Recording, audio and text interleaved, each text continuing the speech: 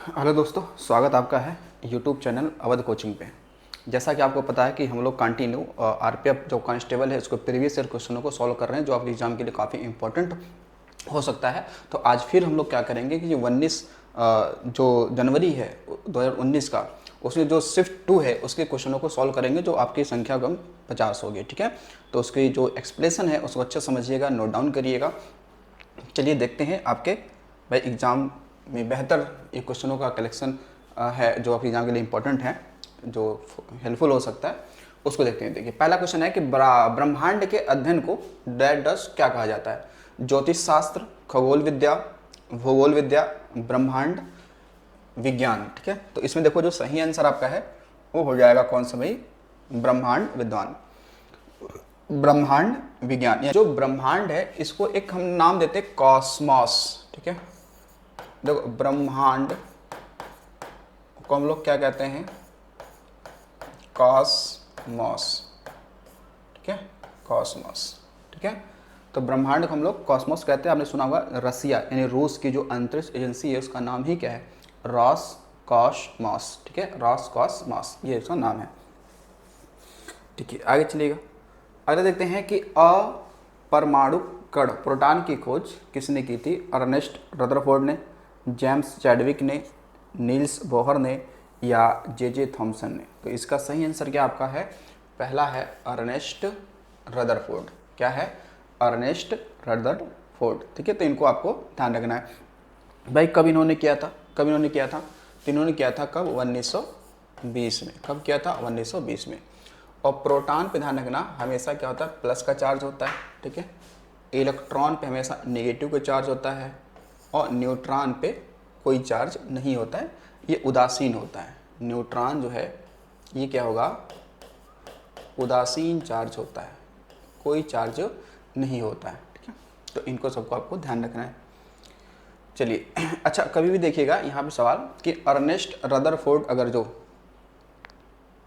ठीक है, कभी कभी क्या होता है ना कि यहाँ पे रदरफोर्ड नहीं आता है तो गोल्ड स्टेन भी नाम दे देता है उसकी जगह पे। तो अगर ये ना हो तो वो वहाँ पे हो जाएगा। निम्नलिखित में से कौन सी दक्षिण भारत की सबसे लंबी नदी है? कावेरी, गोदावरी, नर्मदा और कृष्णा। तो सबसे लंबी पूछ रहे हैं ना भारत की, साउथ इंडिया की, तो ये हो जाएगा कौन सा? और गोदावरी हो जाएगी। इसकी लंबाई अगर देखा जाए तो एग्जैक्ट की बात करा जाए तो 1465 क्या है? किलोमीटर है। ठीक है, मतलब जबकि एनसीईआरटी में लगभग में ये 1500 किलोमीटर दे रखा है कि लगभग 1500 किलोमीटर। ठीक है, कि वो ये 1500 के नज़दीक ही है। ठीक है, तो 1465 किलोमीटर की लंबाई है कावेरी की। अब देखो कावेरी नदी है, इसके कई तो सारे नाम हैं, इसके कई सारे नाम हैं। क्या क्या नाम है भाई? देखो इसे हम लोग बृध गंगा कहते हैं। क्या बोलेंगे इसे? इसे बृध या बूढ़ी गंगा कहते हैं। ठीक है, इसे बूढ़ी गंगा कहते हैं। इसके अलावा इसको हम लोग क्या कहते हैं? दक्षिणी गंगा इसे कह लो, या इसे दक्षिण की गंगा कह लो, या इसे दक्षिण की गंगा कह लो। ठीक है, इसको हम लोग ये भी नाम देते हैं। उसके अलावा जो गोदावरी नदी है, इसी नदी पर जायकवाड़ी बांध भी तो है। जायकवाड़ी बांध इसी पे है, और ये महाराष्ट्र में। कहाँ पे है? महाराष्ट्र में। जायकवाड़ी बांध कहाँ पे? महाराष्ट्र में है। ठीक है, तो गोदावरी से आप इतनी सारी बातें को ध्यान रख सकते हैं। वर्गीय उत्पत्ति की बात करें भाई, ये नदी निकलती कहाँ से? इसका उद्गम की बात करते हैं। उद्गम ध्यान रखना कि जो पश्चिमी घाट है, पश्चिमी घाट में एक पहाड़ी है, त्र्यंबक पहाड़ी या त्र्यंबकेश्वर पहाड़ी, वहाँ से निकलती है। मतलब महाराष्ट्र में ही है, पश्चिमी घाट के त्र्यंबक पहाड़ी से। ठीक है, यानी महाराष्ट्र में ही है। ठीक है, वहाँ से निकलती है। ठीक है, ये ध्यान रखना। कावेरी को हम लोग कहते हैं दक्षिण भारत की गंगा। क्या बोलते हैं? दक्षिण भारत की गंगा कहते हैं। ठीक है, तो देखो गोदावरी को इसलिए दक्षिणी गंगा या दक्षिण की गंगा कहते हैं क्योंकि जैसे गंगा भारत की सबसे लंबी नदी है, वैसे ही साउथ इंडिया की सबसे लंबी नदी कौन सी? गोदावरी, इसलिए हमने इसकी ये संज्ञा दे दिया। कावेरी को दक्षिण की गंगा क्यों कहते हैं? क्यों जैसे कि गंगा पवित्र नदी मानी जाती है पूरे भारत में, वैसे ही साउथ इंडिया में कावेरी को पवित्र नदी मानते हैं। ठीक है, और कावेरी नदी जो है, ये ध्यान रखिएगा, ये बहुत ही ज़्यादा इंपॉर्टेंट है कि साउथ इंडिया की सभी नदियाँ लगभग क्या होती हैं? मानसूनी होती हैं, यानी कि ये मानसून आने पर ये भर जाती हैं, बाढ़ लाती हैं, लेकिन वैसे ये सूख जाती हैं। लेकिन कावेरी नदी साउथ इंडिया की वो एकमात्र नदी है जो सदा नीरा है, सततवाहिनी है, उसमें जल वर्ष भर भरा रहता है। क्यों? क्योंकि मानसून आता है तब उसमें वर्षा प्राप्त कराती है, और जब मानसून लौटता है तब भी वर्षा उस नदी में हो जाती है। तो पानी दोनों मानसून से आता है, आते और जाते वक्त। ठीक है, बाकी सबका आपको पता है। बाकी कृष्णा जो नदी है, ठीक है, कृष्णा की बात करें तो ये कहाँ से निकलती है? तो इसका उद्गम पॉइंट जो है ये महाबलेश्वर पहाड़ी, जो कि कहाँ है? महाराष्ट्र से निकलती है। ठीक है, ये तो जो आपकी कावेरी है ये ब्रह्मगिरी पहाड़ी से निकलती है कर्नाटक में। किससे? तो ब्रह्मगिरी पहाड़ी से ये निकलती है, कर्नाटक से निकलती है। ठीक है ना, इसको आपको ध्यान रखना है। चलिए अगला क्वेश्चन देखते हैं भाई। अगला क्वेश्चन आपका है, इससे पूछ रहा है कि 2011 की जनगणना, ठीक है, 2011 की जनगणना के अनुसार भारत की साक्षरता दर क्या है? साक्षरता दर क्या है? 72%, 70%, 74% या 86%? तो सही आंसर क्या आपका है? 74%, यानी कि 74.04%। ये उसका एग्जैक्ट डाटा है, लेकिन 74% ही क्या करें आप मान के चलें। ठीक है, 74% आप मान के चलें। अब देखिएगा यहाँ पर क्या होगा ना, ये भारत में जो साक्षरता दर है, इसमें अगर पुरुष और महिला की बात करते हैं कि ठीक है भाई, पुरुषों का क्या है और महिला का क्या है। ठीक है, महिला का क्या है, तो पुरुष में बात करेंगे तो पुरुषों में डाटा आता है 82.14%, और महिलाओं में अगर ये डाटा देखा जाए तो 65.46% आता है। ठीक है, इतना परसेंट डाटा आता है, तो आपको ध्यान रखना है इन सबको। ऐसा साक्षर किसे कहेंगे? साक्षर किसे कहेंगे भाई? साक्षर उसे कहते हैं जो 7 वर्ष या 7 वर्ष से ऊपर हो और वो भाई भाषा को पढ़ना लिखना जानता हो, वही तो साक्षर कहलाएगा। तो आपने देखा कि साक्षरता में किसे शामिल किया जाता है? कितने वर्ष के बच्चों को या उससे ऊपर शामिल किया जाता है? 7 वर्ष या 7 वर्ष से ऊपर का जो बच्चा होता है उससे साक्षरता में शामिल किया जाता है। ठीक है, तो 7 वर्ष या अधिक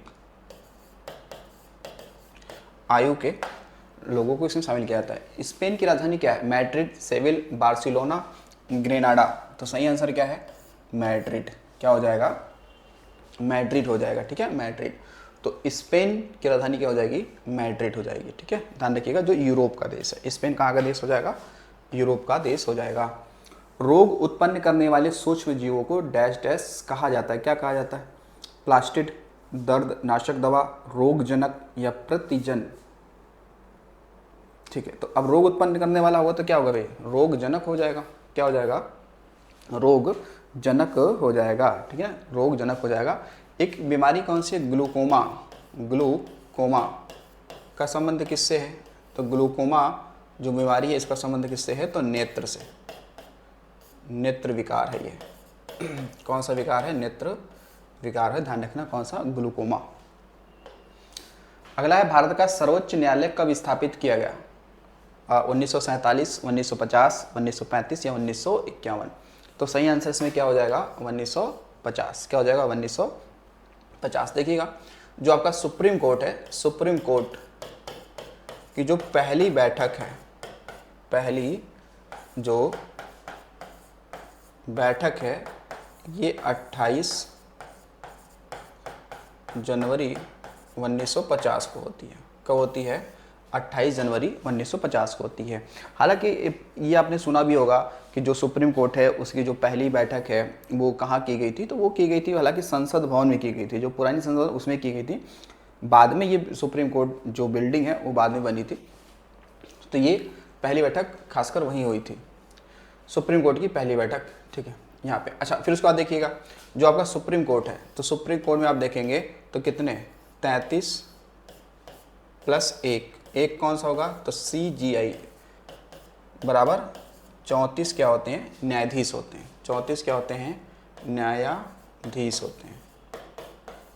यानी एक तो CGI होंगे, चीफ जस्टिस ऑफ इंडिया, और वर्तमान समय में कौन है, DY चंद्र, आप देखेंगे हाँ DY क्या है, चंद्र, जिनका नाम क्या है, चंद्रचूड़ है, ठीक है, DY चंद्रचूड़ है उस समय में। अब देखो यहाँ पे सुप्रीम कोर्ट का उल्लेख भाग पूछता है, तो भाग हो जाएगा कौन सा, 5। और जो अनुच्छेद की बात करते हैं तो अनुच्छेद आपने सुना होगा 124 से लेकर 147 तक है ना, 147 तक है। तो सुप्रीम कोर्ट का उल्लेख किस में है, तो 124 में, ठीक है, 124 में। जबकि हाई कोर्ट का क्या है, 214 सुना होगा, ठीक। तो सुप्रीम कोर्ट के बारे में आपको इतना डाटा आपको ध्यान रख लेना है। चलिए अगला क्वेश्चन देखिएगा, भारत के राष्ट्रपति का पद की शपथ कौन दिलाता है, केंद्रीय गृह मंत्री, प्रधानमंत्री, भारत के मुख्य न्यायाधीश या संसद। तो इसमें सही आंसर क्या होगा, तो होगा भारत के मुख्य न्यायाधीश। तो जो राष्ट्रपति की शपथ है, जो राष्ट्रपति पद की क्या है, शपथ है, ये किस आर्टिकल के तहत लिया जाता है, तो ये है अनुच्छेद कौन सा है, तो अनुच्छेद आपका 60 है। तो राष्ट्रपति अपने पद की शपथ किस आर्टिकल के तहत लेता है, तो अनुच्छेद कौन सा है, 60, इसके तहत लेता है, ठीक है, इसके तहत ये लेता है। राष्ट्रपति की क्षमादान शक्ति किस में है, राष्ट्रपति की क्या है, क्षमादान शक्ति किस में है, तो आर्टिकल 72, कौन सा है, 72, कौन सा है, 72 नंबर हो जाएगा। योग में मकरासन किस मुद्रा को दर्शाता है, शेर, मगर, मच्छ, तेंदुआ, कोबरा। तो ये लिखा ना मकरासन, तो नाम से लग रहा है कि ठीक है, कौन सा हो जाएगा, मगर मच्छ हो जाएगा, ठीक है ना। और आप देखो, आपने सुना होगा कि अभी बात करते हैं कि भाई योग दर्शन, योग दर्शन के प्रवर्तक कौन है, प्रवर्तक, तो वो हो जाएंगे कौन, तो हो जाएंगे महर्षि, कौन हो जाएंगे, महर्षि आपके पतंजलि,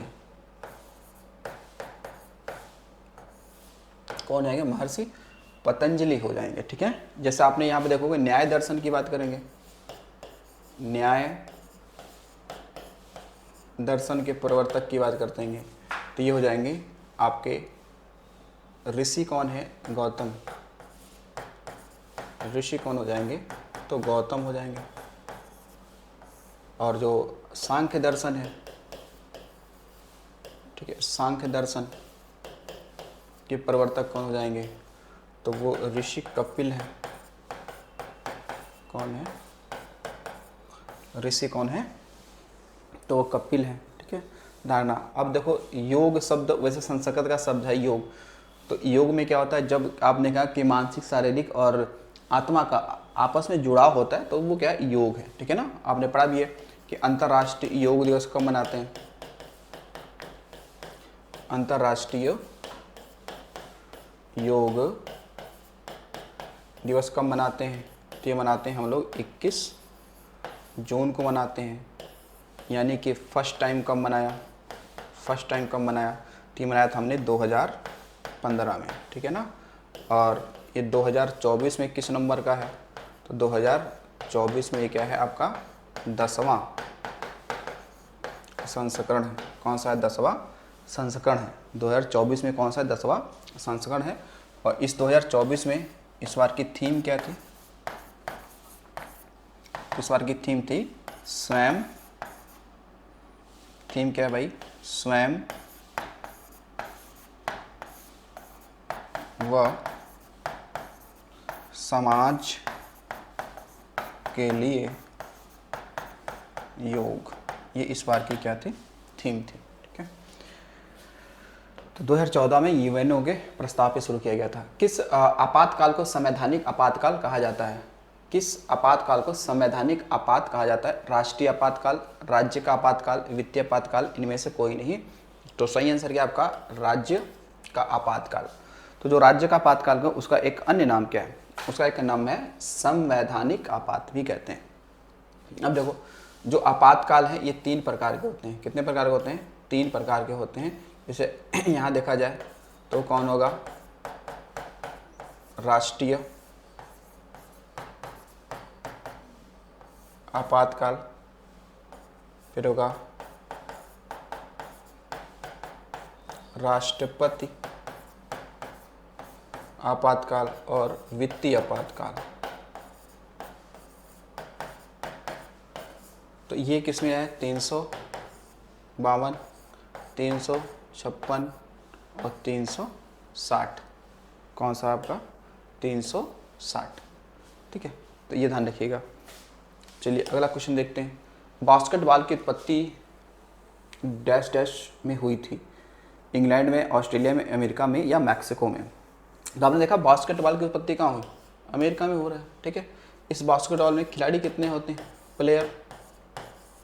प्लेयरों की संख्या कितनी होती है, तो बताएंगे होती है कितनी, 5। प्लेयरों की संख्या कितनी होती है, तो प्लेयरों की संख्या होती है कितनी, 5। कितनी होती है, 5। ठीक है, तो अच्छा ये इसकी, और क्योंकि अमेरिका का क्या है, ये नेशनल गेम भी तो है, क्या है, नेशनल गेम भी है। ठीक है, नेशनल क्या है आपका, गेम भी है, कहाँ का, अमेरिका के। जबकि अगर आप उत्पत्ति की बात करते हैं ना, तो ये 1891 में होता है। भाई अगर बात करें उत्पत्ति ये कब होता है, कब की पूछ ले, कब, तो बताएंगे कब, 1891। ठीक है ना। और जो बास्केटबॉल है, बास्केटबॉल एक इंडोर गेम है, क्या है, इंडोर गेम है। कहोगे इंडोर गेम क्या होता है, इंडोर गेम ये होता है कि जो मतलब आप कह सकते हो कि जिसको कम स्पेस में, यानी कि लगभग एक बिल्डिंग के अंदर या फिर मकान के अंदर, एक जहाँ खेला जा सकता है, यानी घर के अंदर भी खेला जा सकता है। ठीक है, और आउटडोर जो गेम होते हैं उसके लिए बड़ा स्पेस चाहिए। आउटडोर गेम के लिए क्या हो जाए, जैसे गोल्फ हो गया, क्रिकेट हो गया, फुटबॉल हो गया, इसके लिए ये आउटडोर गेम है। इंडोर जैसे टेबल टेनिस हो गया, ठीक है ना, बैडमिंटन हो गया, बास्केटबॉल हो गया, ठीक है, ये सब इंडोर गेम हो जाएंगे। जैसे चेस हो गया, स्नूकर हो गया। किसी वस्तु की गतित ऊर्जा और स्थित ऊर्जा का योग कहलाता है कुल रासायनिक ऊर्जा, कुल यांत्रिक ऊर्जा, कुल गुरुत्वाकर्षणीय ऊर्जा, कुल नाभिकीय ऊर्जा। तो सही आंसर क्या है, कुल यांत्रिक ऊर्जा। ठीक है, तो कुल यांत्रिक ऊर्जा के जो कह सकते हो कि इसकी इकाई है, कुल यांत्रिक ऊर्जा की इकाई जो है वो क्या आपकी है, जूल। क्या है वो, आपकी जूल है। ठीक है, तो आपकी जो गतित ऊर्जा और स्थित ऊर्जा, आपने सुना होगा कि भाई, आपने अगर देखा होगा कि जो आपका तालाब है उसमें कैसी ऊर्जा होगा, स्थित ऊर्जा होगी, नहीं होगी। कोई अगर चीज़ चल रही है तो उसमें गतित ऊर्जा हो जाती है। ठीक है, अगला है बहिष्कृत हितकारिणी सभा की स्थापना किसने की थी, महात्मा गांधी ने, मोतीलाल नेहरू ने, ज्योतिबा फुले ने, बी.आर. अम्बेडकर ने। तो सही आंसर क्या है, बी.आर. अम्बेडकर ने। ठीक है, बी.आर. अम्बेडकर ने। तो बहिष्कृत हितकारिणी सभा, इन्होंने बहिष्कृत भारत एक पत्रिका भी निकाला था 1927 में, जो कि मराठी भाषा में था। ठीक है ना। तो बी.आर. अम्बेडकर की बात करते हैं, इन्होंने क्या क्या इन्होंने स्थापित किया है। तो देखो, इन्होंने स्वतंत्र श्रमिक पार्टी की इन्होंने क्या की है, स्थापना की है। इसके अलावा समाज समता संघ, समाज समता संघ की स्थापना उन्होंने किया। उसके अलावा इन्होंने the all India depressed class federation की स्थापना किया। ठीक है, अब देखो ये जो फेडरेशन है, अगर फेडरेशन आएगा तो बी.आर. अम्बेडकर होंगे, लेकिन यहाँ पे एसोसिएशन अगर आ जाएगा तो वो आपके गांधी जी हो जाएंगे, क्योंकि गांधी जी ने भी क्या किया था, the all India depressed class, उन्होंने बनाया था एसोसिएशन, जबकि इनका क्या था, फेडरेशन था। ठीक है, उसके अलावा बी.आर. अम्बेडकर की बात करते हैं, इन्होंने बहिष्कृत भारत, क्या, बहिष्कृत भारत, इन्होंने पत्रिका भी शुरू किया था। कब, 1927 में। किस भाषा में था, तो ये था मराठी, लैंग्वेज इसकी क्या थी, तो मराठी भाषा में था। ठीक है, मराठी भाषा में था। अब महात्मा गांधी ने भी निम्न जातियों के लिए एक काम किया, अच्छा काम किया। क्या काम किया कि इन्होंने जो अछूत वर्ग थे, ठीक है, तो उन्होंने अछूतों को क्या नाम दिया था? हरिजन नाम दिया था। क्या नाम दिया था? हरिजन। जो निम्न जाति के व्यक्ति थे, जिसे हम लोग अछूत भी लोगों ने कहा, तो वो हरिजन, ठीक है। हरिजन मतलब हरि मतलब भगवान, जन मतलब लोग, यानी कि भगवान के लोग कहकर उन्होंने पुकारा, ठीक है।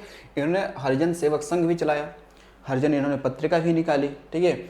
उसके अलावा गांधी जी ने क्या किया था कि the all India depressed class association की स्थापना किया था, ठीक है।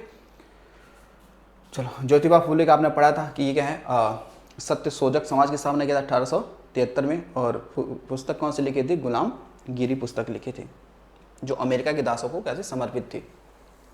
निम्नलिखित में से कौन सा एक देश एक टैक्स और एक मार्केट से संबंधित है? भूमि कर, बिक्री कर, उत्पाद कर, माल एवं सेवा कर। माल एवं सेवा कर का मतलब है ना वस्तु एवं सेवा कर, यानी कुल मिला के जीएसटी की बात कर रहा है, ठीक है ना। जीएसटी की बात हो रही है, गुड्स एंड सर्विस टैक्स की बात कर रहा है।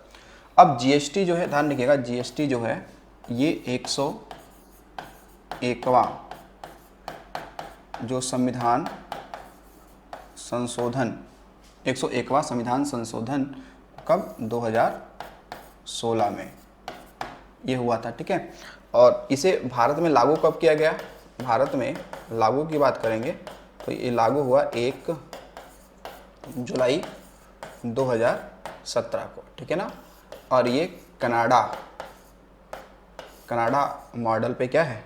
आधारित है। कनाडा मॉडल पे आधारित है। और ये क्या है? एक अप्रत्यक्ष कर है। जीएसटी को भारत में विजय केलकर समिति की सिफारिश चलाया गया था, ठीक है। इसे किसके? तो विजय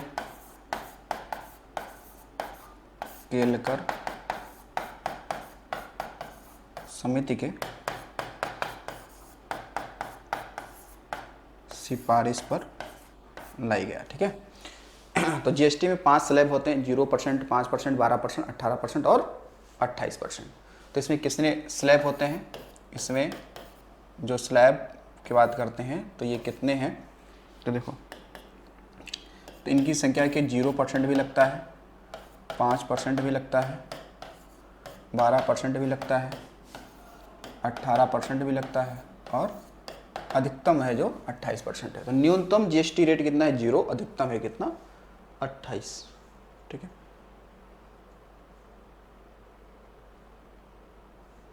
आगे देखिए, 2011 की जनगणना के अनुसार किस राज्य का जनसंख्या घनत्व सबसे अधिक है?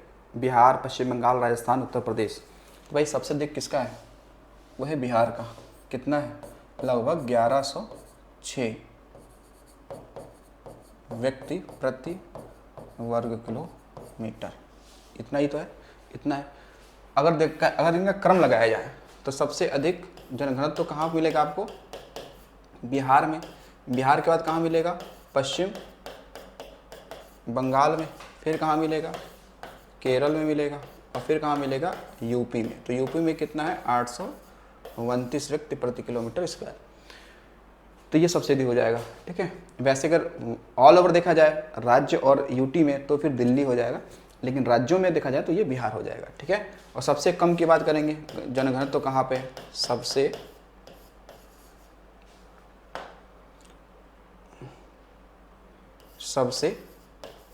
कम की बात करेंगे तो ये हो जाएगा, कौन सा राज्य होगा? तो अरुणाचल प्रदेश हो जाएगा। कौन सा हो जाएगा? अरुणाचल प्रदेश हो जाएगा, सबसे कम की अगर बात करेंगे तो, ठीक है। तो ये आपको ध्यान रखना है जनघनत्व के बारे में। अगला क्वेश्चन है कि निम्नलिखित में से कौन सा सबसे कमजोर विद्युत चालक है? बेकेलाइट, पीतल, हीरा या तरल हीलियम, ठीक है। तो सबसे कम में किसमें होगा? बेकेलाइट। किसमें होगा? बेकेलाइट, ठीक है। तो बेकेलाइट में सबसे कम विद्युत ये चालक है। तो सबसे अधिक इसका क्रम लगा दिया जाए विद्युत चालक का, तो सबसे अधिक किसमें होता है? विद्युत चालकता सबसे अधिक किसमें होती है? तो होती है इसमें चांदी में। फिर होती है किसमें? तो बताएंगे तांबा में। फिर किसमें होती है? तो एल्यूमिनियम में, ठीक है। आगे फिर ऐसे चलेंगे तो लोहा होगा, फिर आगे एक क्रम चलता रहेगा। तो इन में देखा जाए तो सबसे कम किस में होगा, बेकेलाइट में। सबसे कमज़ोर विद्युत चालकता क्या है, बेकेलाइट। ठीक है, चलिए अगला क्वेश्चन देखिए। अगला क्वेश्चन आपका क्या है, अगला क्वेश्चन आपका हो जाएगा इसमें कि गौतम बुद्ध का या गौतम बुद्ध के पुत्र इसमें कौन थे, उपगुप्त, उपाली, राहुल या आनंद। तो नाम क्या हो जाएगा, राहुल। अब गौतम बुद्ध की अगर देखा जाए तो जो माता है इनका नाम क्या है,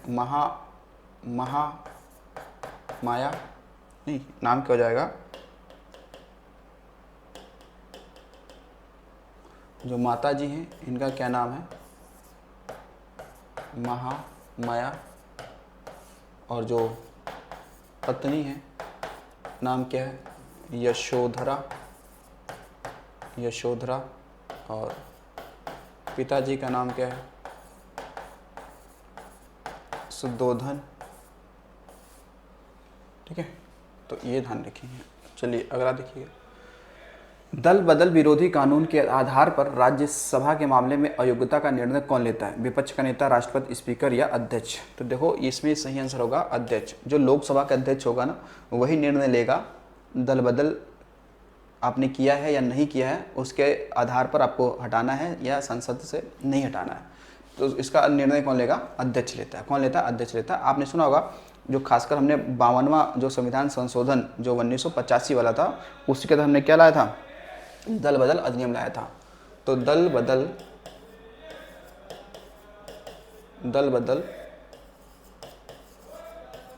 अधिनियम कब आया, तो 52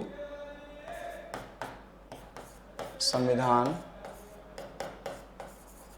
संशोधन 1985 में। ठीक है, और पार्टी से कोई एक व्यक्ति निकल के जाता है तो उसकी सदस्यता रद्द कर दी जाएगी, यानी कि एक पार्टी से दूसरी पार्टी में जाता है तो। लेकिन अगर पूरी पार्टी ही चली जाती है, पूरी पार्टी ही चली जाती है तो उसमें ये प्रावधान नहीं है। ठीक है, हुमायूंनामा किसके द्वारा रचित गई है, अमीर खुसरो द्वारा, अकबर द्वारा, गुलबदन बेगम द्वारा या हुमायूं द्वारा। ठीक है, हुमायूं द्वारा। तो इसमें सही आंसर क्या है आपका, गुलबदन बेगम द्वारा। तो गुलबदन बेगम जो है, ध्यान रखिए कि ये क्या है, बाबर, ये क्या है, पुत्री, और हुमायूं की ये क्या है, बहन।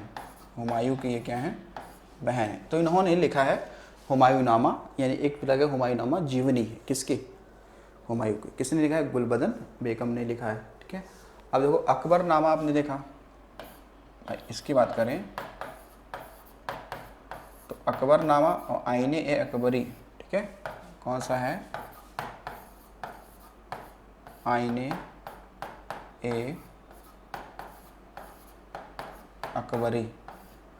ये किसने लिखा है, तो ये दोनों लिखा है अबुल फजल ने। किसने लिखा है, तो अबुल फजल ने लिखा है। ठीक है, बाकी अमीर खुसरो को पता ही है, अमीर खुसरो को हम लोग क्या कहते हैं, खड़ी बोली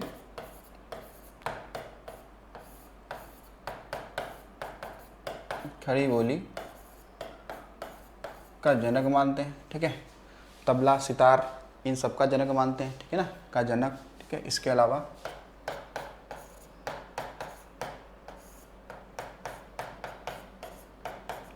तबला,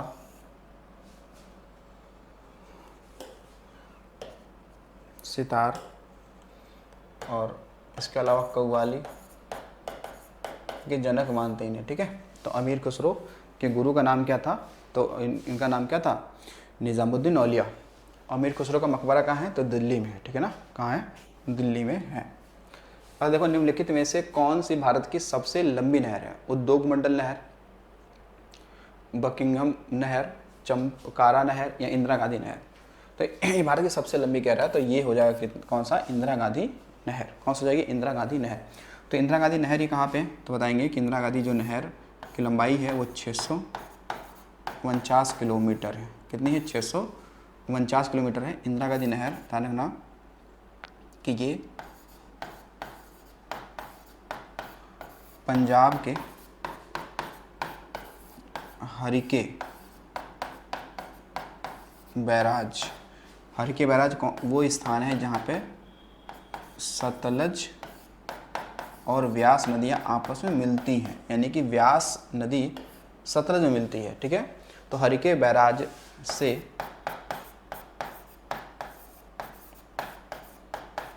पश्चिमी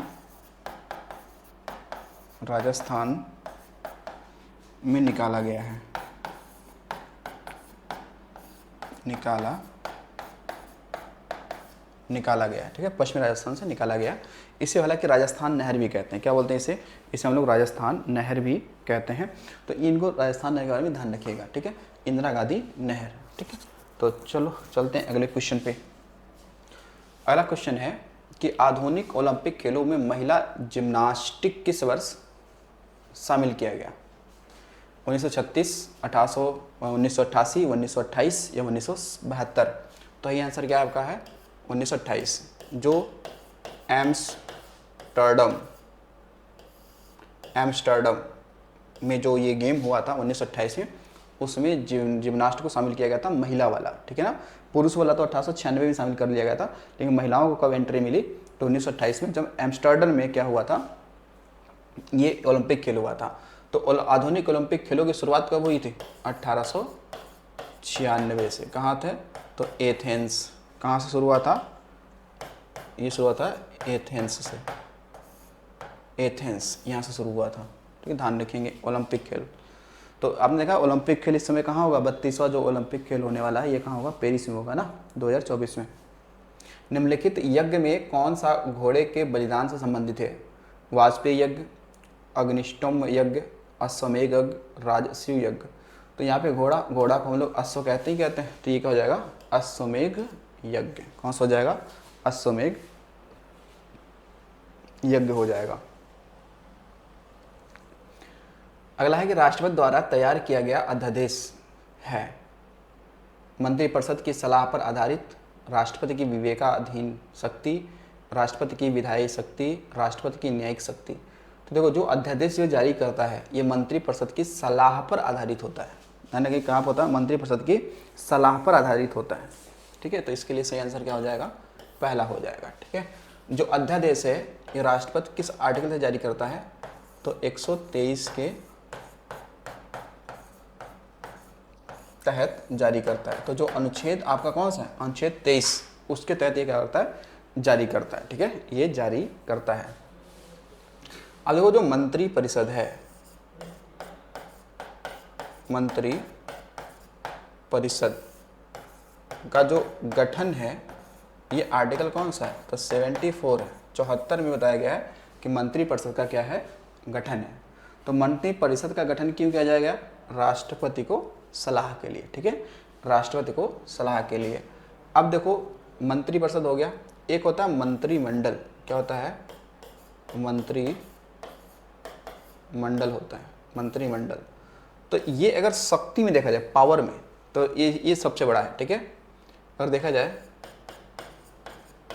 शक्ति के मामले में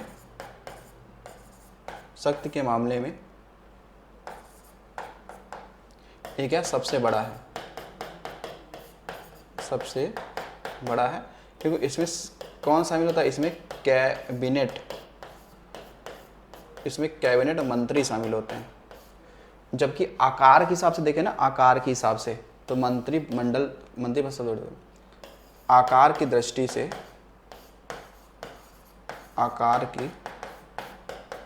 से ये क्या है? सबसे बड़ा। ये आकार की दृष्टि से क्या हो जाएगा? सबसे बड़ा हो जाएगा।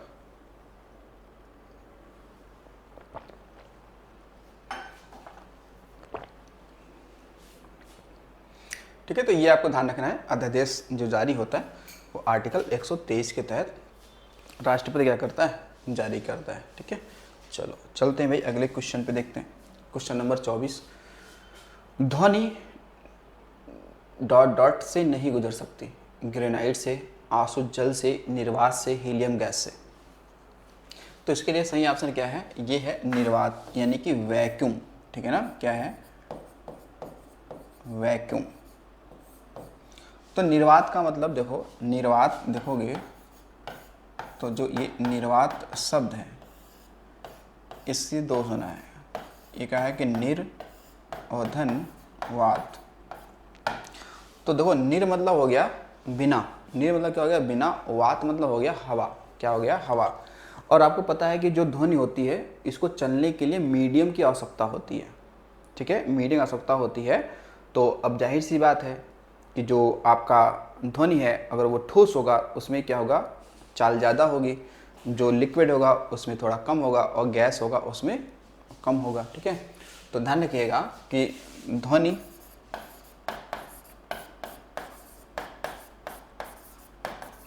को चलने हेतु क्या होता है? किसी माध्यम की क्या होती है? आवश्यकता होती है। आवश्यकता होती है। अगर बात करते हैं तो देखो यहाँ पर जो ठोस है, ठीक है, जो आपका क्या है, जो ठोस है इसमें ज़्यादा होगा, जो द्रव्य है या द्रव है उसमें कम होगा, जो गैस है उसमें उससे कम होगा। ठीक है ना, उसमें कम होगा। निर्वात में तो बिल्कुल होगा ही नहीं, निर्वात में तो बिल्कुल होगा ही नहीं। जैसे हम और आप जब बोलते हैं तो ये जो ध्वनि है वो हवा के माध्यम से आपके कानों तक पहुंचती है, आपके कानों तक पहुंचती है।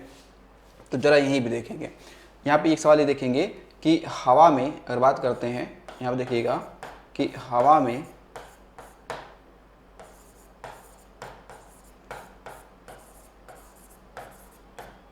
ध्वनि की चाल कितनी होती है? तो 332 मीटर प्रति सेकंड। कितना होगा? 332 मीटर प्रति सेकंड होगा हवा में चाल। किसकी? ध्वनि की। ठीक, देखो मोहनदास करमचंद गांधी का जन्म कहाँ हुआ था? कच्छ, पोरबंदर, भुज या बनासकांठा? तो ये सही आंसर क्या होगा? पोरबंदर। तो पोरबंदर ये कहाँ पे है? गुजरात में है। कब जन्म होगा? तो 2 अक्टूबर 1869 को होगा। कब होगा? 2 अक्टूबर 1869 को होगा। कहाँ? तो पोरबंदर, गुजरात में। तो पोरबंदर आप देखेंगे तो एक कहीं ना कहीं ये क्या है? एक पोर्ट भी है। ठीक है, एक पोर्ट भी है। चलो अगर देखो, अंतर्राज्यीय नदी जल विवाद अधिनियम किस अनुच्छेद के तहत आता है? 263, 262, 222 या 280? तो इसके लिए सही आंसर क्या है? इसके लिए सही आंसर है आपका 262। ये क्या लिखा है? नदी जल विवाद। ठीक है, जबकि 263 में क्या है? अंतर्राज्यीय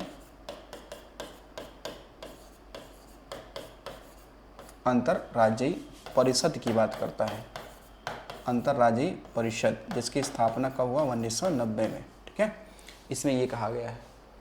280 में तो क्या है? वित्त आयोग है। क्या है? केंद्रीय वित्त आयोग है ना। इसमें क्या है आपका? 280 में केंद्रीय वित्त आयोग है, वित्त आयोग 280 में ये है। क्योंकि राज्य का भी वित्त आयोग होता है जो आर्टिकल 243 में मिलेगा। ठीक है, एक केंद्रीय वित्त आयोग हो जाएगा।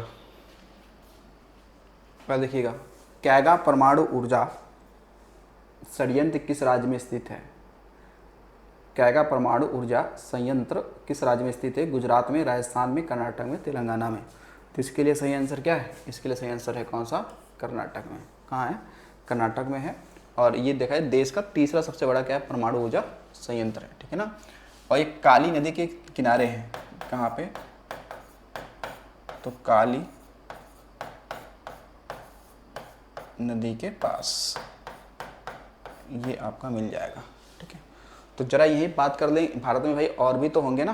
क्या होंगे? भारत में और भी तो होंगे, ऐसा नहीं है कि ये क्या है केवल एक ही है। भारत में और भी हैं, 4-5 हैं, उनको भी देखते हैं भाई और कौन कहाँ कहाँ से हैं जो आपके एग्जाम में हो सकता है आ जाए। देखिए, एक आपको मिलेगा तारापुर, तारापुर परमाणु ऊर्जा केंद्र। तो ये है महाराष्ट्र में। ये कहाँ पे है? ये है महाराष्ट्र में। दूसरा आपको मिलेगा जैतापुर परमाणु ऊर्जा केंद्र। ये कहाँ पे है? तो ये भी महाराष्ट्र में ही है। ठीक है, ये भी कहाँ है?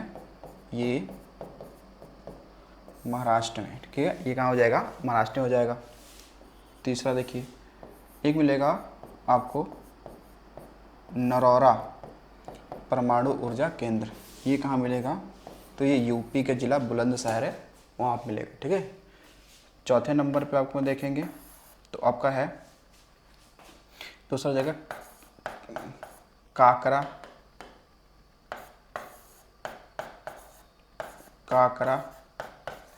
पार परमाणु ऊर्जा केंद्र। ये कहाँ पे है? गुजरात में है। ये कहाँ पे हो जाएगा? गुजरात में हो जाएगा। ठीक है, पांचवा देखिएगा आपका है रावत भाटा परमाणु ऊर्जा केंद्र। यहाँ का मिलेगा? ये मिलेगा राजस्थान में मिलेगा, जो कोटा है वहाँ पे। ठीक है, इसके अलावा देखिए दो इम्पोर्टेंट और आपके लिए हो जाते हैं। ठीक है, एक है कलपक्कम। ठीक है, पलक्कम परमाणु ऊर्जा केंद्र। ये कहाँ है? तमिलनाडु में है। पलक्कम वाला कहाँ है? तमिलनाडु में है। कुडनकुलम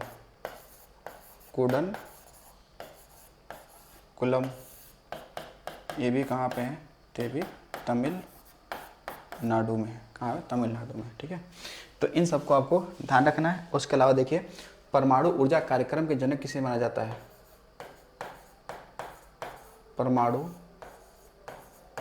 ऊर्जा कार्यक्रम के जनक, भारत की बात करें भारत में, तो ये कौन है? होमी जहांगीर भाभा। ठीक है, होमी जहांगीर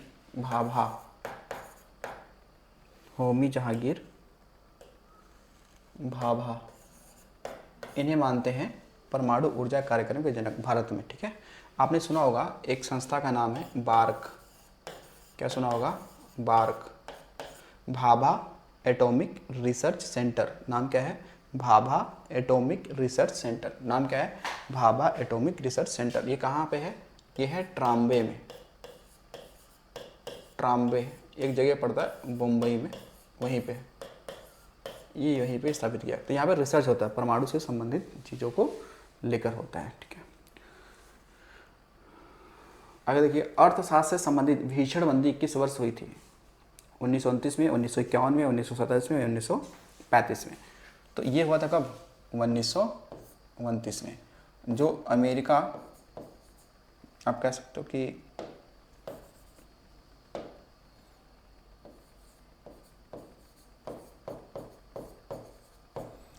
अमेरिका की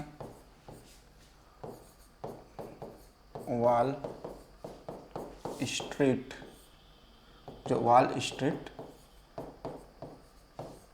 शेयर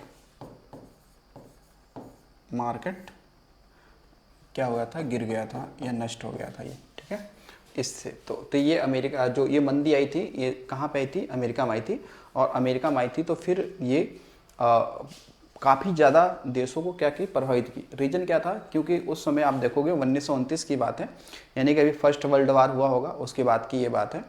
तो अमेरिका लगभग यूरोप के बहुत सारे देशों को उसने कर्ज दे रखा था, या फिर अमेरिका की जो कह सकते हैं अर्थव्यवस्था है, उस पर कई सारे देशों की अर्थव्यवस्था टिकी हुई थी। लेकिन जैसे ही अर्थव्यवस्था अमेरिका की क्या हुई? डाउन हुई, वैसे उस पर निर्भर सभी देशों की अर्थव्यवस्था अपने आप गिरना शुरू हो गई। एक सवाल आता है आपसे कि जो ये 1929 में आर्थिक मंदी आई थी, इससे कौन सा देश प्रभावित नहीं हुआ था? इससे हुआ नहीं था कौन सा? रूस नहीं हुआ था। कौन सा नहीं हुआ था? रूस नहीं हुआ था प्रभावित। बाकी जर्मनी सबसे ज़्यादा, यानी कि राज है कि इससे सबसे अधिक प्रभावित कौन सा हुआ था? जर्मनी सबसे अधिक प्रभावित हुआ था, और सबसे कम हुआ था और वो था आपका कौन सा? रूस हुआ था। अंतर्राज्यीय परिषद की स्थापना कौन कर सकता है?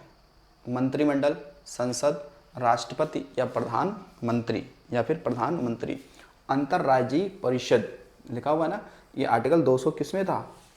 ये आर्टिकल हमने पढ़ा था, ये था आर्टिकल 263 में, ठीक है। और इसका स्थापना हुआ कब था, ये हुआ था 1990। और करेगा कौन, तो राष्ट्रपति करेगा। कौन करेगा, राष्ट्रपति करेगा। इसमें क्या होगा कि ताकि जो राज्य हैं उनके बीच में आपस जो लड़ाई हैं, झगड़े हैं, इनको ख़त्म करके समन्वय में बैठाया जा सके आपस में राज्यों के बीच में। अगला है गलकंड डॉट डॉट ग्रंथि का एक रोग है, पिट्यूटरी, तोग्यवशीय, अधिवक्र या थायराइड्स। तो ये क्या है, थायराइड्स। क्या है, थायराइड्स। तो ये गलकंड क्या है, इसे हम लोग बोलते हैं घेघा रोग। क्या बोलेंगे, घेघा रोग। ये से ग्वाइटर कहते हैं, ग्वाइटर भी कहते हैं, ठीक है। तो ये किसके वजह से होता है, थायराइड, ठीक है। जो आपका थायराइड, गले में क्या एक थायराइड ग्रंथि होती है, ठीक है, उसका रोग है, ठीक है। उसका क्या है, रोग है। जो ये क्यों होता है, तो ये होता है आयोडीन की कमी से। किसके वजह से, तो आयोडीन की कमी से होता है। किसके कमी से होता है, आयोडीन की कमी से होता है। अब देखो पिट्यूटरी के जो ग्लैंड है, इसे हम लोग क्या कहते हैं, मास्टर ग्लैंड कहते हैं। क्या होते हैं, मास्टर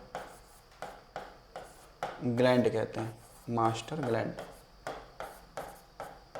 ठीक है, ध्यान रखना। वॉलीबॉल खेल का आविष्कार किसने किया था, Michael Jordan, William G Morgan, Ben Pierce या कॉरच किर्ले। वॉलीबॉल, आपने देखो वॉलीबॉल के बारे में बहुत ज़्यादा ही सुन रखा होगा कि जो वॉलीबॉल जो है वो खासकर उसमें देखा जाए तो कितने खिलाड़ी होते हैं, 6 खिलाड़ी होते हैं। वॉलीबॉल में कितने होते हैं, 6 खिलाड़ी होते हैं। मुख्यतः 6 ही होते हैं, ठीक है ना। कहीं कहीं 7 भी मिलता है, लेकिन वो 6 से ही ज़्यादा सही है कि इसमें 6 ही खिलाड़ी होते हैं वॉलीबॉल में। और वॉलीबॉल के जो आविष्कारक हैं वो कौन है, वो है विलियम जी मॉर्गन। कौन है, विलियम जी मॉर्गन है।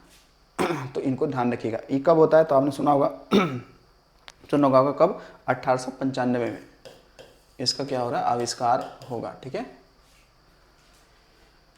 आगे देखिएगा, भारत में विद्युत ऊर्जा की वाणिज्यिक इकाई किलोवाट घंटा है।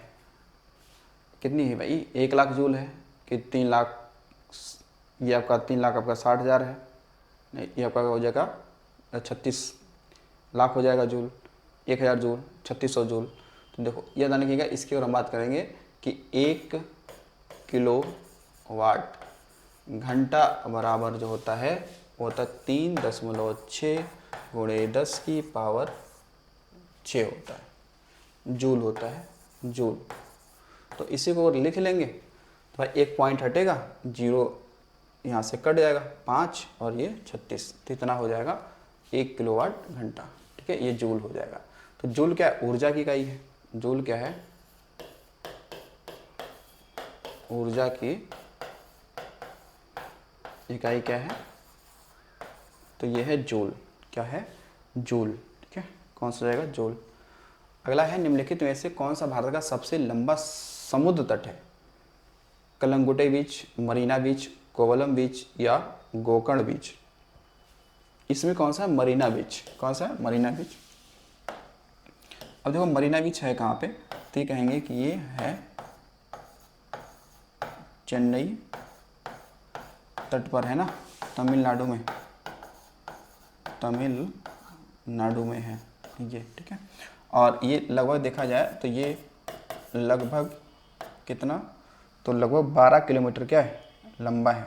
लगभग ये क्या है, 12 किलोमीटर लंबा है, 12 किलोमीटर लंबा है, ठीक है। और ये कह सकते हैं कि विश्व का सेकंड लंबा बीच है, सेकंड लंबा बीच है, ठीक है।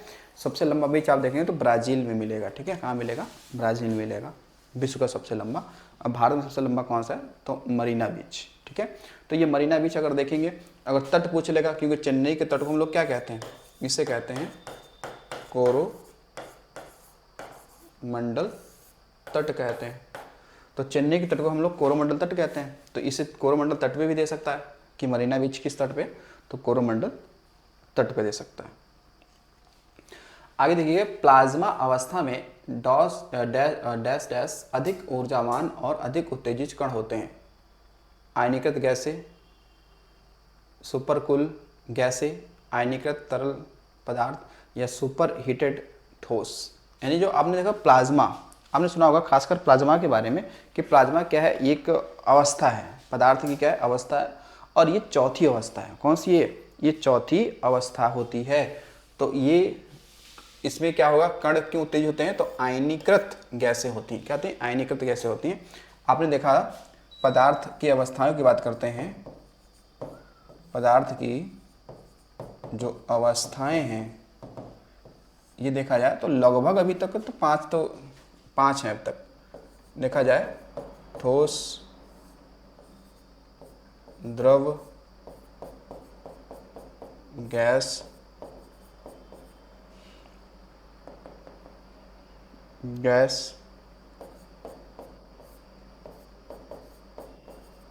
प्लाज्मा, बोस,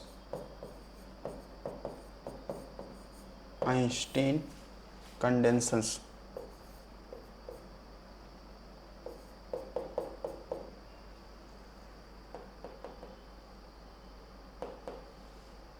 ठीक है, बोस आइस कंडेंसेशन। तो ये आपके कितने हो गए? 5, 2, 3, 4, आपके 5 हो गए। ठीक है, तो ये जो प्लाज्मा अवस्था है ये अधिक ऊर्जावान और अधिक उत्तेजित कण होते हैं। क्यों होते हैं? क्योंकि इसमें आयनीकृत गैसें पाई जाती हैं। ठीक है, चार्जेबल जो गैस होती है वो पाई जाती है। किस कैबिनेट समिति को सबसे शक्तिशाली माना जाता है? आर्थिक मामलों की मंत्रिमंडल समिति, राजनीतिक मामलों की मंत्रिमंडल समिति, संसदीय मामलों की मंत्रिमंडल समिति या सुरक्षा व्यवस्था पर मंत्रिमंडल समिति। ये सबसे शक्तिशाली पूछ रहा है। ठीक है ना, सबसे शक्तिशाली पूछ रहा है। तो इसमें जो सही ऑप्शन हो जाएगा क्या राजनीतिक हो जाएगा? तो क्या हो जाएगा? राजनीतिक हो जाएगा। ठीक है ना, राजनीतिक मामलों की मंत्रिमंडल क्या होती है? सबसे अधिक शक्तिशाली होती है। ठीक है, तो मैंने बताया था ना कि मंत्रिमंडल में कौन शामिल होता है? तो जो कैबिनेट मंत्री होते हैं यही क्या होते हैं? शामिल होते हैं। और ये शक्ति पावर में मंत्रिमंडल ही बड़ा होता है। जबकि अगर आप देखेंगे आकार की दृष्टि से तो वो कौन सा हो जाएगा? मंत्री परिषद हो जाएगा। ठीक है, कावेरी जल विवाद न्यायाधिकरण निम्नलिखित में से किस राज्य के लिए स्थापित किया गया है? यानी कावेरी जो नदी जल विवाद है वो कितने राज्यों में फैला हुआ है? ठीक है ना, तो इसमें ऑप्शन के अकॉर्डिंग देखा जाएगा तो ये ऑप्शन आपका ये सही हो जाएगा, 3rd नंबर सही हो जाएगा। कौन सा हो जाएगा? तमिलनाडु, केरल, पुदुचेरी और कर्नाटक, ये सही ऑप्शन हो जाएगा। अगर इसमें 2-2 ऑप्शन दे तो 2-2 ऑप्शन के संदर्भ में हम लोग क्या लगाएंगे? तमिलनाडु और कर्नाटक लगाएंगे। इसमें तो चारों दे दिया है तो ठीक है, क्योंकि जो कावेरी नदी है ये केवल 2 ही राज्यों में प्रवाहित होती है। कहाँ? कर्नाटक से निकलती है और तमिलनाडु तक जाती है।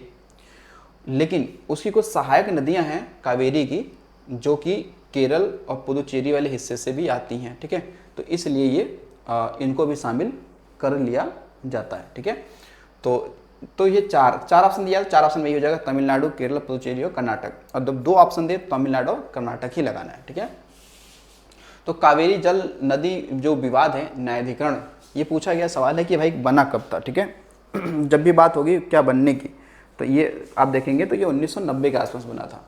कब बना था? ये बना था 1990 में बना था। ठीक है, और किस आर्टिकल के तहत बनाया गया होगा? तो जो अनुच्छेद आपने अभी पहले पढ़ चुके हैं वो कौन सा? 262 के तहत क्या बनता है? तो जो नदी जल विवाद न्यायाधिकरण होते हैं वो 262 के अनुसार ही बनते हैं। और ये कब बना था कावेरी जल वाला? तो ये 1990 में बना था। ठीक है, 2022 में होने वाले एशियाई खेलों का आयोजन किस देश में प्रस्तावित है?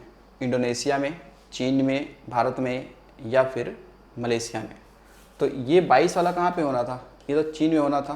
कहाँ होना था? ये चीन में होना था। ठीक है, 19वें नंबर का था ना, ये क्या था? 19वें नंबर का ये था जो 2022 में होना था। ठीक है, कहाँ पर?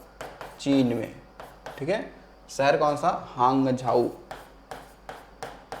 शहर कौन सा था? शहर था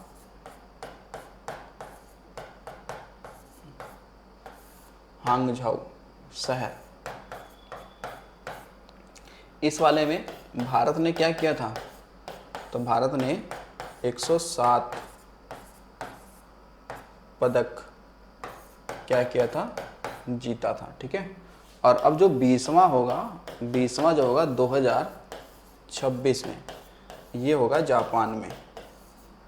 जापान में होगा, कहाँ होगा, जापान में होगा।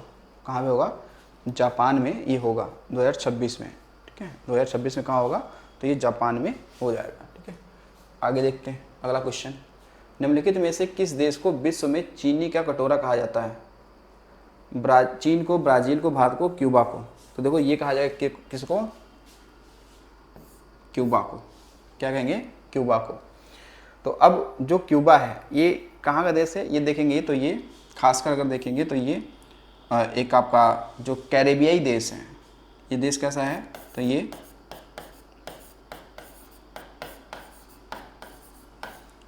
कैरेबियाई देश है। कैरेबियाई देश का मतलब हो गया कि ये कहाँ पर, कैरेबियाई जो सागर है ना, आपने देखा होगा खासकर उत्तरी अमेरिका और दक्षिण अमेरिका के बीच में कैरेबियाई देश पड़ता है, तो इसे हम लोग कहते हैं क्यूबा। और ब्राज़ील है, ये आपने बताया कि सर्वाधिक क्या है भाई, गन्ना उत्पादक। तो गन्ना उत्पादक सर्वाधिक कौन सा है, ब्राज़ील है। ठीक है, सेकंड पे पाएगा भारत। तो सर्वाधिक गन्ना उत्पादक कौन सा है, तो ब्राज़ील हो जाएगा। चलो अगला है कि प्रत्याशित मुद्रा मांग आपूर्ति है, लोचदार मांग, अपेक्षाकृत लचीली, लोचहीन कार्य, या असीम रूप से लोचदार। ठीक है ना। अब देखो ऐसे जो क्वेश्चन आपसे जब भी मिले, ठीक है, तो इन क्वेश्चनों पे पता है तो ठीक है, नहीं तो इन्हें छोड़ने वाले क्वेश्चन होते हैं। तो इसमें क्या होगा, असीम रूप से लोचदार। ठीक है ना। तो जब भी आप जैसे खासकर अगर आप देखें तो जब भी कोई एग्ज़ाम ओरिएंटेड, मतलब किसी एक एग्जाम को टारगेट कर रहे हैं, उसकी तैयारी कर रहे हैं, तो आप उसमें ये देखें कि उसमें पोर्शन जो है वो अधिकतम कहाँ से पूछा गया है, उससे आप ज़्यादा प्रेफरेंस दें। जैसे आप देखेंगे कि अब तक हम ये जो सॉल्व कर रहे हैं, आरपीएफ के जो क्वेश्चन सॉल्व कर रहे हैं, इसमें हमने ये देखा कि स्टैटिक्स जीके के सवाल इसमें क्या है, ज़्यादा है। ठीक है, स्टैटिक्स जीके के सवाल ज़्यादा हैं। उसके अलावा इसमें साइंस का अच्छा खासा रोल है, आधुनिक भारत का रोल है, संविधान यानी कुल मिला के राजनीतिक शास्त्र का इसमें ज़्यादा रोल है। अगर कम रोल किसका है तो आप देख पा रहे हैं, कम रोल आप देख पा रहे हैं किसका है, तो अर्थशास्त्र का है। तो यहाँ से आपको ज़्यादा बस मुख्य मुख्य बातों को ध्यान रखना है। ठीक है, इतना इसे डीप में नहीं पढ़ना है कि सारा समय यहीं पे गवा दो, बाकी आप पढ़ ही ना पाओ। आगे देखो, न्यूनतम समर्थन मूल्य डॉट डॉट से संबंधित है, उद्योग से, निर्यात से, कृषि वस्तुओं से या बैंकिंग से। तो ये है किससे, कृषि वस्तुओं से। ठीक है ना, कृषि वस्तुओं से। तो देखो जो आपका एमएसपी होता है ना, मिनिमम सपोर्ट प्राइस, ये कौन लागू कौन करता है, इसे लागू करता है कृषि लागत एवं मूल्य आयोग। कृषि लागत एवं मूल्य आयोग क्या करता है, जारी करता है। क्या करेगा, जारी करता है। ठीक है, और एमएसपी जो होती है वर्तमान में देखा जाए तो ये 22 फसलों पे जारी होती है। ठीक है ना, 22 फसलों पर ये क्या होती है, जारी होती है। इसमें आपके खरीफ की फसल होगा, आपका इसमें रबी की फसल होगी, कुछ वाणिज्यिक फसलें होती हैं जैसे हम लोग नगदी फसल कहते हैं। तो अभी आपने देखा कि खासकर अभी आपने देखा कि जो आपकी जो खरीफ की फसलें उसके लिए एमएसपी क्या हो चुका है, जारी हो चुका है। जैसे धान के लिए आपने देखा होगा 2220 के आसपास जारी हुआ है। ठीक है, तो एमएसपी ध्यान रखना। अब एक चीज़ और भी ध्यान रखेंगे यहाँ पर कि अशोक दलवई समिति का संबंध किससे है, अशोक दलवई समिति, क्या है, समिति, इसका संबंध किससे है, तो किसानों की आय दोगुनी करने से। किससे है, कि तो किसानों की आय दोगुनी करने से संबंध रखता है अशोक दलवई समिति। ठीक है, अशोक दलवई समिति। अगला क्वेश्चन देखिएगा, अगला क्वेश्चन आपका हो जाएगा, दिगंबर और श्वेतांबर पद का संबंध किस धर्म से है, बौद्ध धर्म से, जैन धर्म से, ईसाई धर्म से या इस्लाम धर्म से। ठीक है, तो इसका तो आप आंसर जानते ही हैं क्योंकि इससे पिछली बार भी हम लोगों ने पढ़ चुके हैं इसके बारे में। तो इसमें कौन सा आंसर होगा? जैन धर्म से। हमने देखा कि जैन धर्म जो है ये दो भागों में बढ़ गया था, नहीं, जो इसकी दूसरी जो जैन संगीति थी ये दो भागों में बढ़ गए थे। इसमें कौन सा था? दिगंबर और एक है श्वेतांबर। तो श्वेतांबर का एक लीड कौन कर रहा था? वो थे स्थूल भद्र। और दिगंबर वाले के कौन थे? तो भद्र बाहु लीड कर रहे थे। कौन? भद्र बाहु लीड कर रहे थे, यानी उसके प्रमुख नेता वही थे। दिगंबर जो लोग कोई वस्त्र धारण नहीं करते थे, श्वेतांबर जो वस्त्र क्या करते थे? धारण करते थे। ठीक है, तो जो जैन धर्म के, ध्यान रखेंगे, जैन धर्म के वास्तविक, ध्यान रखेंगे, वास्तविक संस्थापक कौन थे? तो वो थे महावीर स्वामी। महावीर स्वामी। लेकिन जैन धर्म के अगर पूछ लिया जाए संस्थापक कौन थे, प्रवर्तक, जनक कौन है, तो बताएंगे वो थे कौन? तो ऋषभ देव या फिर आदिनाथ। कौन थे? आदिनाथ। जब वास्तविक पूछेगा तो हम बता देंगे, ठीक है, इसके बारे में।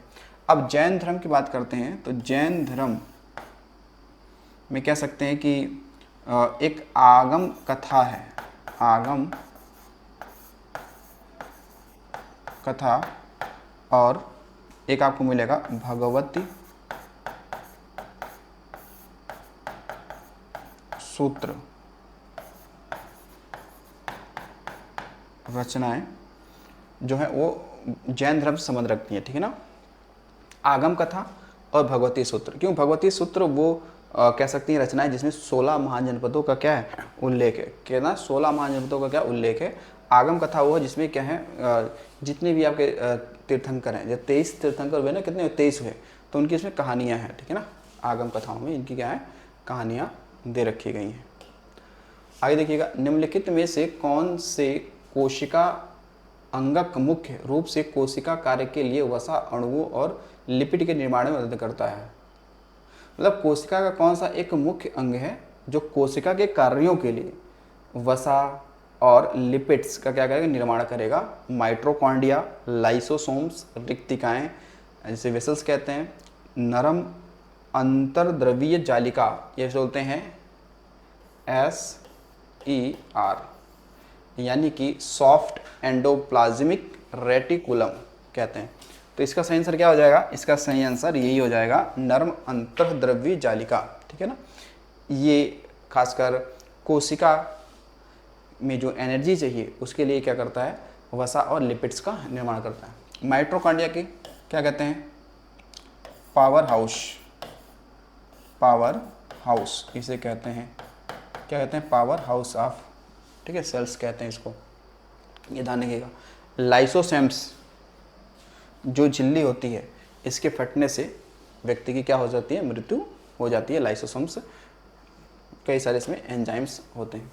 निम्नलिखित में से कौन सा संरक्षित क्षेत्र एक टाइगर रिजर्व भी है? Vedanthangal, Jim Corbett, Gahirmatha, Sandal Peak. तो इसमें सही आंसर क्या है? ये क्या है पूछ रहा है? अब संरक्षित पूछ रहा है ना टाइगर रिजर्व, तो ये है कौन सा? Jim Corbett national park. तो जिम कॉर्बेट नेशनल पार्क ध्यान रखेंगे कि ये कब बना था? 1936 में। जो क्या बात करें, भारत का ये फर्स्ट क्या था? नेशनल पार्क था, ठीक है। और ये कहाँ पे है? तो ये है की बात करेंगे तो ये आपका है नैनीताल, उत्तराखंड। कहाँ? नैनीताल, उत्तराखंड। जबकि ये टाइगर रिजर्व कब बना? 1973 में टाइगर रिजर्व बना।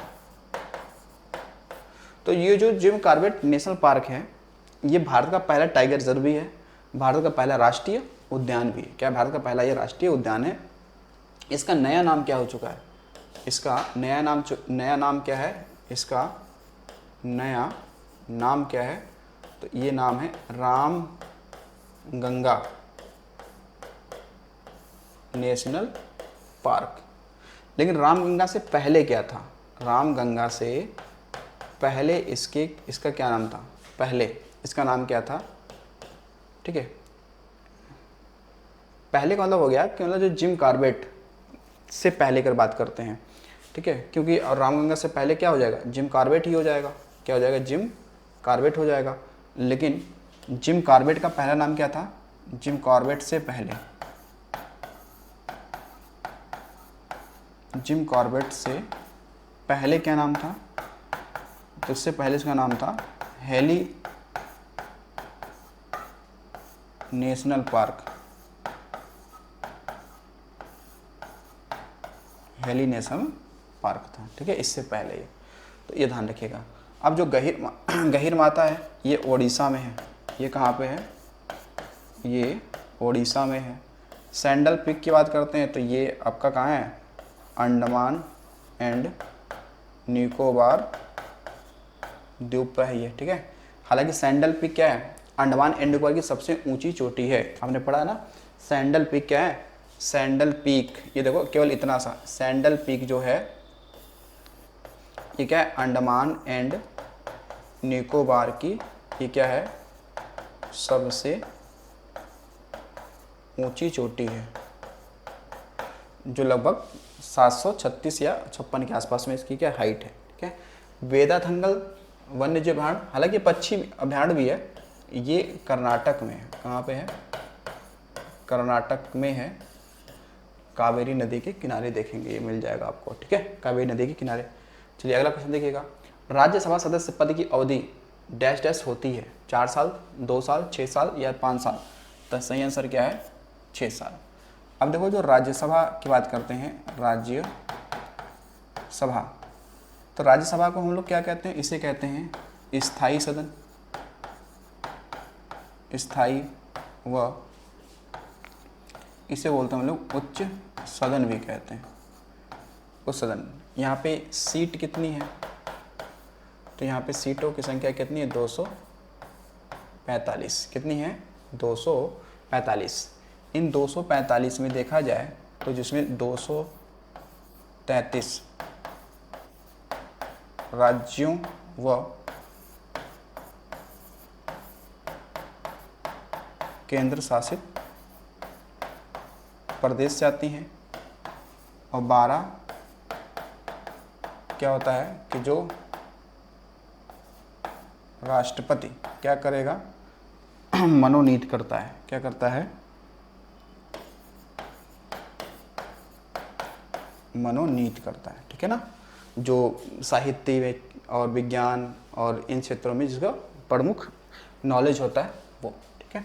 तो राज्यसभा को ध्यान रखना। अब राज्यसभा में ध्यान रखना कि प्रत्येक 2 साल पर, प्रत्येक 2 साल पर कितने, तो 1/3 सदस्य क्या करते हैं, अवकाश ग्रहण करते हैं,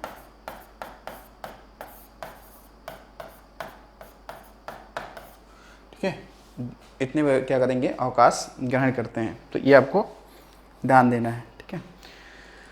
तो चलते हैं अगले पॉइंट पर, यानी क्वेश्चन नंबर 45। मेडागास्कर द्वीप निम्नलिखित में से किस महासागर में स्थित है, हिंद, आर्कटिक, अटलांटिक या प्रशांत। तो देखिए ये क्या है, मेडागास्कर की बात करेंगे तो मेडागास्कर जो है ये वैसे है तो कहाँ, हिंद महासागर में, ठीक है ना, ये हिंद महासागर में है। अगर आप देखेंगे इस तरीके से,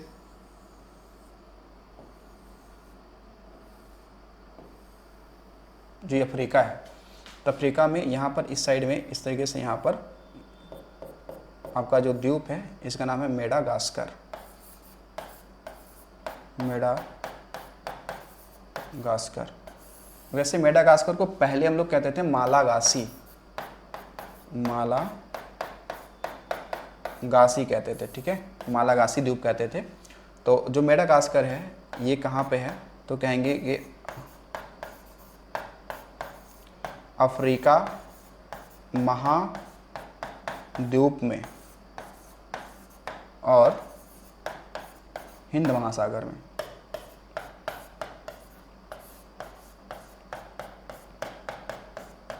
हिंद सागर में ये हो जाएगा, ठीक है ना। तो मेडागास्कर देखेंगे तो ये विश्व का क्या है, चौथा सबसे बड़ा द्वीप है। क्या है, चौथा बड़ा सबसे बड़ा क्या हो जाएगा, द्वीप हो जाएगा। और ये साथ साथ में देखेंगे तो ये चौथा बड़ा क्या द्वीप हो जाएगा, और हिंद महासागर में ये दूसरा हो जाएगा, क्योंकि पहला बोर्नियो है, ठीक है। पहला कौन सा है, बोर्नियो है, यानी हिंद महासागर का सबसे बड़ा द्वीप कौन सा है, बोर्नियो है। और फिर उसके बाद देखेंगे मेडागास्कर और फिर श्रीलंका, इन सब का नाम आता है, ठीक है। तो मेडागास्कर को ध्यान रखना कि ये क्या अफ्रीका के पूर्वी तट पर है, कहाँ पर, हिंद महासागर में, ठीक है। कहाँ पे, हिंद महासागर में हो जाएगा। अच्छा, महासागरों की बात करते हैं तो सबसे बड़ा महासागर कौन सा है, क्योंकि 5 ही तो महासागर हैं, कितने, 5। तो पहला कौन सा है, प्रशांत महासागर यानी पैसिफिक ओशियन। फिर है कौन सा आपका, अटलांटिक महासागर। फिर कौन सा हो जाएगा, हिंद महासागर। फिर आपका कौन सा हो जाएगा, एक आपका दक्षिणी महासागर। और थर्ड कौन सा हो जाएगा, तो ये आर्कटिक महासागर, सबसे छोटा आर्कटिक, या इसे बोलते हैं उत्तरी ध्रुव महासागर भी कहते हैं। इसे हम लोग क्या कहते हैं, उत्तरी ध्रुव महासागर भी कहते हैं। वैसे अटलांटिक महासागर को हम लोग अंध महासागर भी कहते हैं, अंध महासागर कहते हैं। और सबसे व्यस्त महासागर देखा जाए, सबसे व्यस्त महासागर कौन सा है, अटलांटिक महासागर ही सबसे व्यस्त महासागर है, ठीक है। वैसे अफ्रीका महाद्वीप को अंध महाद्वीप भी कहते हैं, अफ्रीका महाद्वीप को क्या कहते हैं, अंध महाद्वीप कहते हैं, ठीक है, अफ्रीका को। देखो, अगर पूछे कि अंध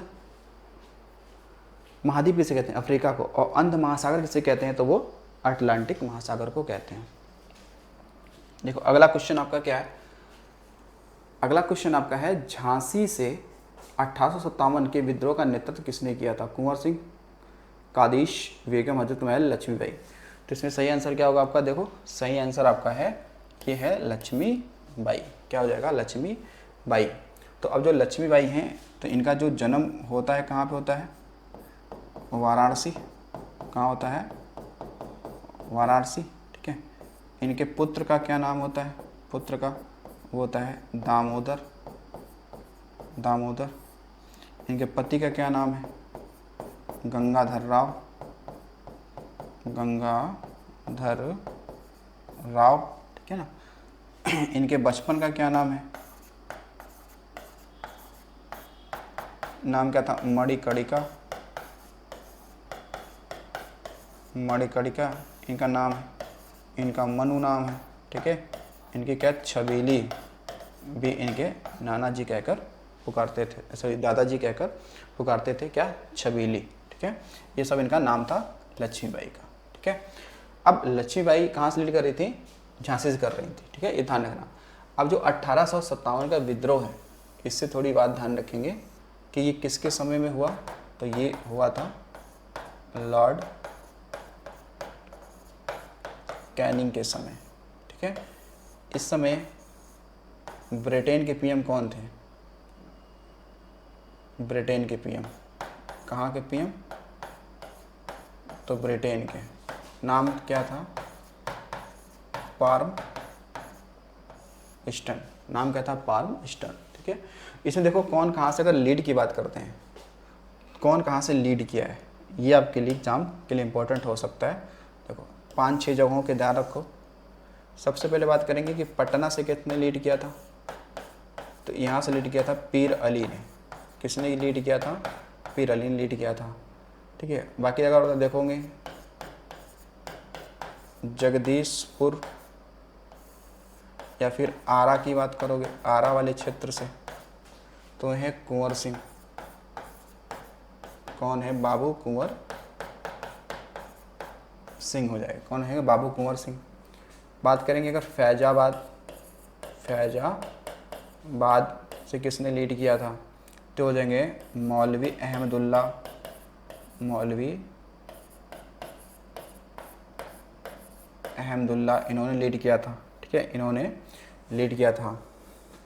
तो इसको आप देखेंगे बरेली, बरेली से किसने लीड किया था, तो यहाँ से लीड किया था खान बहादुर खान,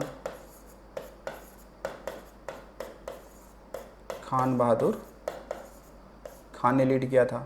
फिर इसके अलावा देखेंगे कानपुर से नाना साहेब, या फिर ये ऑप्शन में ना हो तो फिर तात्या टोपे ऑप्शन में दिया होगा। क्या दिया होगा, तात्या टोपे ऑप्शन में दिया होगा। ठीक है, कौन, तात्या टोपे। वैसे और भी नाम देखेंगे, जैसे लखनऊ से बेगम हजरत महल थी। उसके अलावा आप गोरखपुर से देखेंगे गजाधर सिंह थे, असम से मनी राम दत्त थे। ठीक है, कौन से, असम से कौन से थे, मनी राम दत्त थे। उसके अलावा देखेंगे मेरठ की बात करते हैं, वहाँ से कदम सिंह थे, मथुरा से देवीलाल थे। ठीक है, तो ऐसे ही अन्य क्षेत्रों से भी कई सारे लोग थे जो यहाँ से लीड कर रहे थे। ठीक है, तो बेगम हजरत महल कहाँ से लीड कर रही थी, तो ये कर रही थी लखनऊ से। ठीक है, लखनऊ से। अगला देखो, हड़प्पा शहर किस नदी के किनारे स्थित है, सरस्वती, सिंधु, रावी या लूनी। तो हड़प्पा शहर की बात करें तो हड़प्पा शहर देखिएगा ये है रावी नदी के किनारे। तो रावी को हम लोग क्या कहते हैं, रावी को परुष्णी भी तो कहते हैं, इसके किनारे है। ठीक है, हड़प्पा। तो हड़प्पा शहर सबको पता है, इसकी खोज किसने की थी, तो सबको पता है किसने, तो कहेंगे दयाराम साहनी, दयाराम साहनी। कब, तो 1921 में। कब, 1921 में। ठीक है, सिंधु नदी के किनारे कौन है, तो इसके किनारे क्या है, मोहन जोदड़ो, ये है सिंधु नदी किनारे। ठीक है, और ये भी कहाँ है, तो ये पाकिस्तान में है ना, पाक में है। इसका अर्थ होता है मृतकों या भूतों का टीला, ये इसका अर्थ होता है मोहनजोदड़ो का, ये अर्थ होता है। ठीक है, क्योंकि 1922 में आपने सुना होगा कि 1922 में जो राखलदास बनर्जी उन्होंने खोज की थी किसी मोहनजोदड़ो से, तो यहीं से तो मिली है, यहीं से क्या मिला है, कांस्य की नर्तकी की क्या मिली है, मूर्ति बनी है, मूर्ति मिली है। क्या मिली है, मूर्ति मिली है। ठीक है, अब जो कांस्य है, कांस्य मतलब कांसा। ठीक है, कांस्य की नर्तकी मूर्ति मिली है। जो कांसा आपने देखा होगा, तो यानी कि हड़प्पा वासी जो थे वो कांसा बनाना जानते थे, है नहीं। कांसा बनाने का मतलब इसमें क्या होगा, टिन। ठीक है, और इसमें क्या मिलाएंगे आप, तांबा मिलाएंगे तो मिल जाएगा इसमें। ठीक है, तो इसको आपको ध्यान देना है। और देखो, निम्नलिखित में से कौन कुश्ती से जुड़ा एक प्रसिद्ध व्यक्तित्व है, मैरी कॉम, जीतू राय, विनेश फोगाट, मनु भाकर। तो इसमें तो आप बता सकते हो कि इसमें कौन कौन है, तो ये है विनेश क्या है, फोगाट। तो ये कहाँ की हैं, तो कहेंगे ये है हरियाणा की, तो ये विनेश फोगाट। ठीक है, तो ध्यान रखो ये कहाँ की है, तो ये हरियाणा वाले क्षेत्र के ना, यानी HR। तो अब देखो इनकी बहुत कई बहनें हैं जो सब इसी खेल संबंध रखती हैं, जैसे विनेश फोगाट हैं। ठीक है, बबीता फोगाट हैं। ठीक है, इसी तरीके से आपने सुना होगा। मैरी कॉम की बात करेंगे तो देखो मैरी कॉम, तो ये तो मणिपुर की हैं। ये कहाँ की हैं, मणिपुर की हैं। कहाँ की, मणिपुर की हैं। और इसका संबंध किससे है, इनका संबंध है मुक्केबाज हैं, मुक्केबाज यानी बॉक्सिंग, मुक्केबाज हैं, बॉक्सिंग संबंध रखती हैं। ठीक है, ये 6 बार की वर्ल्ड चैंपियन रह चुकी हैं। कितनी बार की, 6 बार की वर्ल्ड चैंपियन रह चुकी हैं। इनको हम लोग क्या बोलते हैं, इनको कहते हैं, इनको हम लोग सुपर मॉम भी कहते हैं, सुपर मॉम भी कहते हैं। इसके अलावा इनकी एक क्या आत्मकथा है, अनब्रेकेबल। क्या है,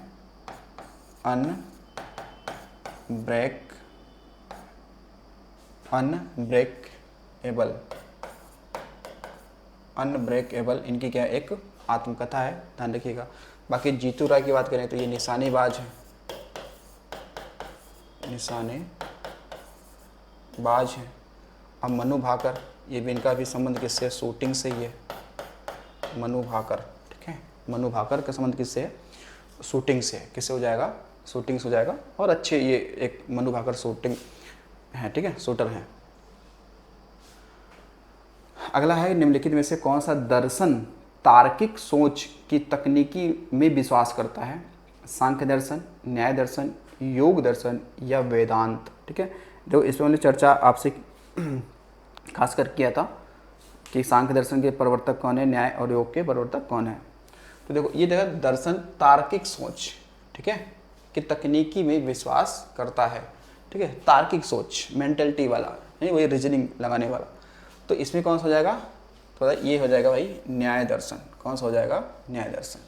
तो न्याय दर्शन के आपने प्रवर्तक किसे पढ़ा था? तो ये पढ़ा था हमने किसको? तो ये पढ़ा था ऋषि कौन थे? गौतम। कौन थे? गौतम। योग वाले में कौन थे? तो ये पतंजलि थे। कौन थे? पतंजलि थे। और सांख्य वाले में कौन थे? तो कपिल। कौन है? कपिल। ऋषि कौन से है? कपिल। तो ये ध्यान रखिएगा कि तार्किक सोच की तकनीकी में विश्वास करता है, वो कौन सा हो जाएगा आपका? तो वो होगा न्याय दर्शन हो जाएगा। कौन सा हो जाएगा? न्याय दर्शन हो जाएगा। आगे देखो, ब्रह्म समाज के संस्थापक कौन थे? रविन्द्रनाथ टैगोर, देवेंद्रनाथ टैगोर, राजा राम मोहन राय या केशव चंद्र सेन। तो इनमें तो सही आंसर क्या है? राजा राम मोहन राय। तो देखो ये बात करते हैं खासकर ये अगस्त के आसपास, है ना। अगस्त में कब? 1828 में क्या बना था? ब्रह्म समाज बना था। क्या बना? ब्रह्म समाज बना, ठीक है। ये 1828 के आसपास में, ठीक है। और इसके संस्थापक कौन है? तो वह राजा राम मोहन राय। तो ये संस्थापक कौन थे? राजा राम मोहन राय थे, ठीक है। अब देखो जो ब्रह्म समाज जो है ये आगे चलकर दो भागों में बंट गया, यानी कि इसका विभाजन हो गया। और विभाजन हुआ कब? विभाजन क्या हुआ? 1866 के आसपास में, ठीक है। ये दो भागों में बंट गया था, ठीक है। ये दो भागों में बंट गया था। किस किस में? देखो एक था आपका आदि ब्रह्म समाज, आदि ब्रह्म समाज। दूसरा था भारतीय ब्रह्म समाज, भारतीय ब्रह्म समाज। ये दो भागों में क्या होगा? बढ़ गया। क्योंकि आप देखोगे कि जो राजा राम मोहन राय हैं, तो राजा राम मोहन राय जो उस समय मुगल सम्राट होते हैं अकबर द्वितीय, तो उनकी पेंशन और उनकी पदवी बचाने के लिए अकबर द्वितीय इनको इंग्लैंड भेजते हैं। कहाँ भेजते हैं? इंग्लैंड भेजते हैं सिफारिश करने के लिए। वहाँ की जो महारानी विक्टोरिया थी उनसे सिफारिश करने के लिए भेजा था। तो 1833 में ये गए कहाँ पे? लंदन गए थे। और 1833 में इनकी क्या होती है? मृत्यु हो जाती है राजा राम मोहन राय की। ब्रिस्टल एक शहर है इंग्लैंड में, वहाँ पर इनका क्या निधन हो जाता है। फिर उसके बाद से जो जब ये राजा राम मोहन राय जब इंग्लैंड वो गए, तो ब्रह्म समाज जो है इसकी जो बागडोर या इनकी जो पूरी जिम्मेदारी जो सौंपी थी, वो सौंपी थी किसके? देवेंद्रनाथ टैगोर के हाथों में सौंप दी थी, ठीक है। और फिर आगे चलकर क्या हुआ कि इसमें विभाजन हो गया। केशव चंद्र सेन ने अलग अपना बना लिया, इन्होंने अपना अलग बना लिया। तो देखो, तो आदि जो ब्रह्म समाज है, आदि ब्रह्म समाज, ये तो जो पुराना वाला था वो किसके पास रहा? देवेंद्रनाथ टैगोर के पास।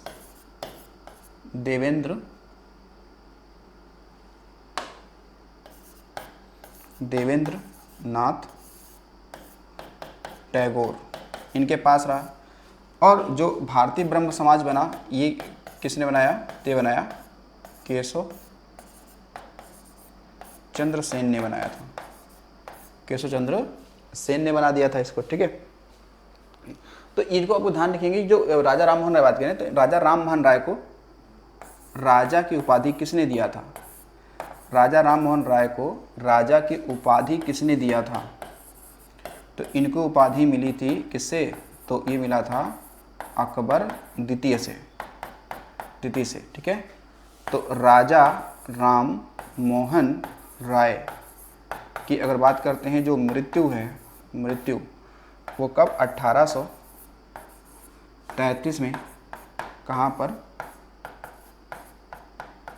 तो इंग्लैंड के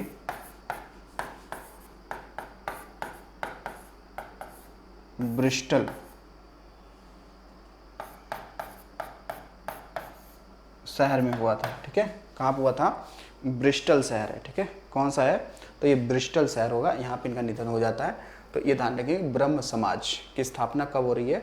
अगस्त 1828 में ये स्थापना हो रही है। ठीक है, तो ये आपको ध्यान रखना है भाई, ब्रह्म समाज। तो राजा राम मोहन राय ये क्या थे? मूर्ति पूजा के बड़े विरोधी थे। क्या थे? मूर्ति पूजा के बड़े विरोधी थे। इन्होंने क्या किया था? एक केशववादियों का उपहार नामक एक पुस्तक लिखी थी। ठीक है, तो इनको ध्यान रखेंगे। तो चलो, हमने देख लिया इन सब के बारे में, डाटा यहाँ पे अच्छे से पढ़ लिया है। ठीक है, तो अब हम लोग मिलते हैं अगली वीडियो में। तो आज की वीडियो के लिए इतना ही। तो थैंक्स फॉर वॉचिंग।